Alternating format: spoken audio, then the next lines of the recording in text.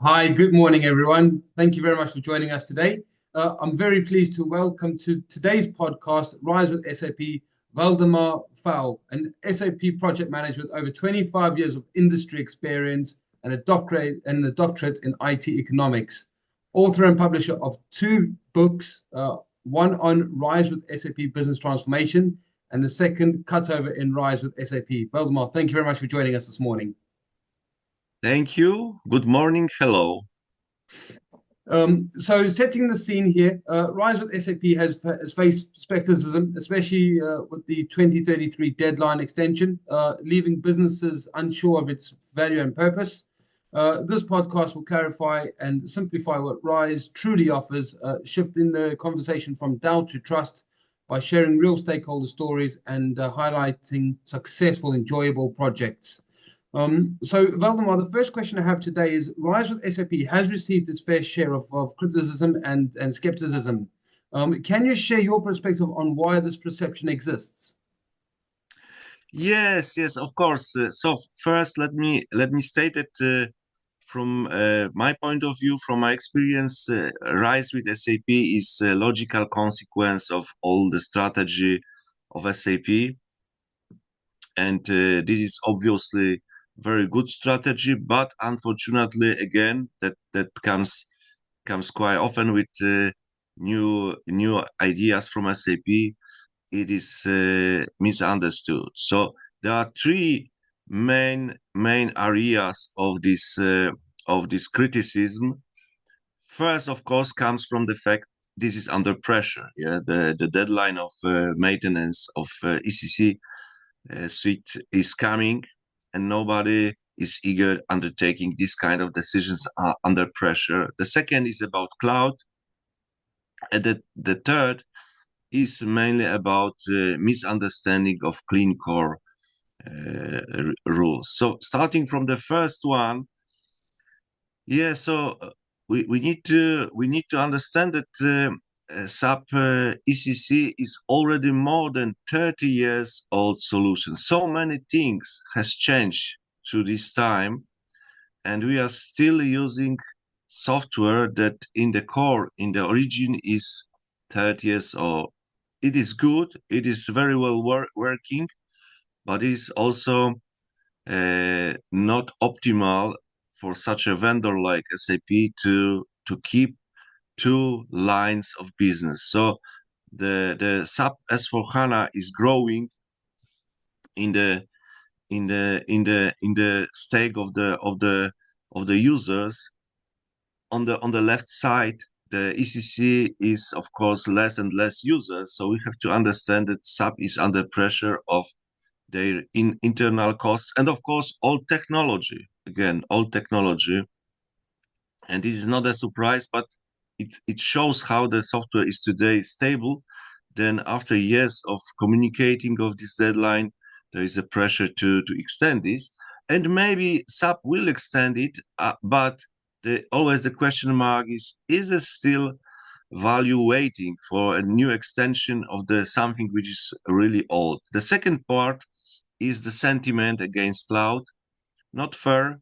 In my opinion, cloud is safe, secure, and working. And please observe one interesting thing that we are still talking about on-prem, but this is actually only about the ERP core component of this. All other components are already for a long time in the cloud.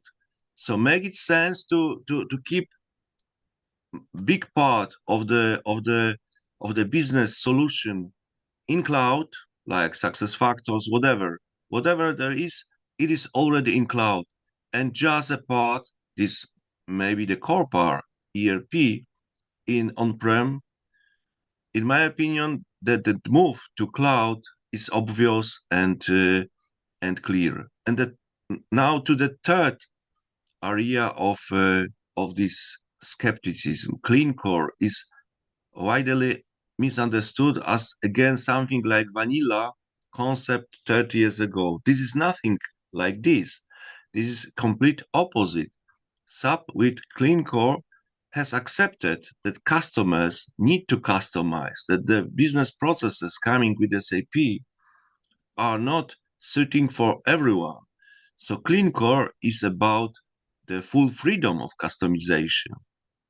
Please see that the base for Rise with SAP, it is private cloud, and private cloud is functionally the same like on-prem SAP S/4HANA. There is everything still possible, and Clean Core is only regulating this to not prevent the continuous improvement, because the main promise of Rise with SAP is continuous improvement, continuous innovation.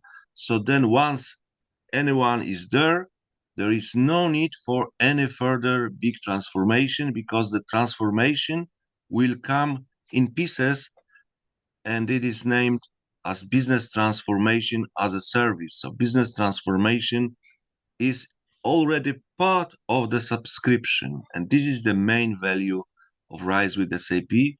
So no longer to get stuck on the one level.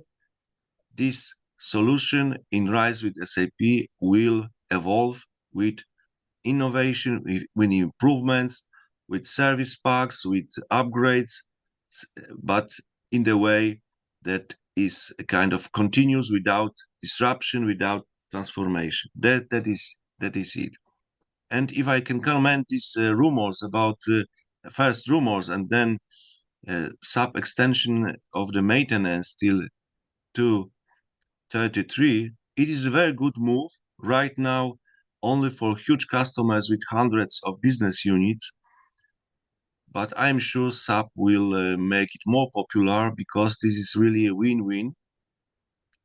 Nevertheless, again, is make the sense to wait so long with the Rise with SAP is a moving train. So jumping into this train right now will already now bring the benefits of it. Thank you very much for those very thoughtful insights there, Valdemar. So can we talk about positive project experiences? Can you share a story about a company that embraced the Rise with SAP and saw exciting results? Yes, of course. Then this is the maybe not only one, but the best way to convince and to break all this skepticism around the Rise with SAP, the good positive stories. And I am working on this. There are many numerous stories we can evaluate. Of course, SAP is presenting this in the way, so in a very generic way, not very convincing. I'm trying to understand what is behind, especially in terms of lower total cost of ownership and benefits that Rise with SAP brings. I'm working on this, and this is clear. The scenarios, first, the scenarios to go to Rise with SAP are many. So this is not longer only this choice between dramatical, from the point of view of business transformation, greenfield, and also not the another option, the system conversion, which is very hard because of technical side. There are numerous options between making this transit from SAP ECC to S/4HANA in Rise with SAP smooth. So this is first the good stories about the transition. And then once the solution is already in Rise with SAP, the good stories are about the benefits, the continuous improvement coming in small pieces.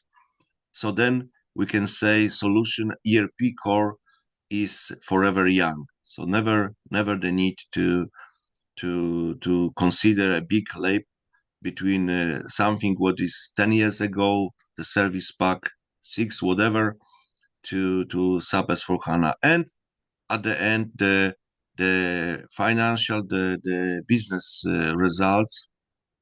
First is, of course, total cost of ownership, and numerous examples are showing more than 20% better lower costs. And of course, here is not the time to come in the very detail. There are concrete numbers. Maybe next time we will present one or two cases in detail, breaking and showing it in numbers. But really, it makes sense, everything. And on the other side, we can see that SAP is still behind Rise with SAP. No signs, because some people think maybe SAP will resign and turn around from Rise with SAP. No signs about this. And it is opposite. The results of SAP and everything shows that this concept is going forward, and new announcements are only strengthening this concept with the Rise with SAP. So I think, in my belief, this year, 2025, will be the year of Rise with SAP, of growing wave of users, and yeah, and a lot of good stories how it is beneficial for everyone. Thank you, Valdemar. That's really positive stories there, and some good experiences. So ultimately, organizations will receive and have their return on investment on Rise with SAP. So thank you very much for joining us today, and thank you very much for your insights. If anybody listening to this podcast would like to reach out to either myself or Valdemar, we're more than happy to take any further questions. Here at JPS Resourcing, if we don't know the answers, we do find the experts our clients need to answer them. So please reach out. Happy to answer anything further. Thank you very much for your time, Valdemar. Have a nice day, everyone. Take care. Bye-bye. Thank you. Goodbye.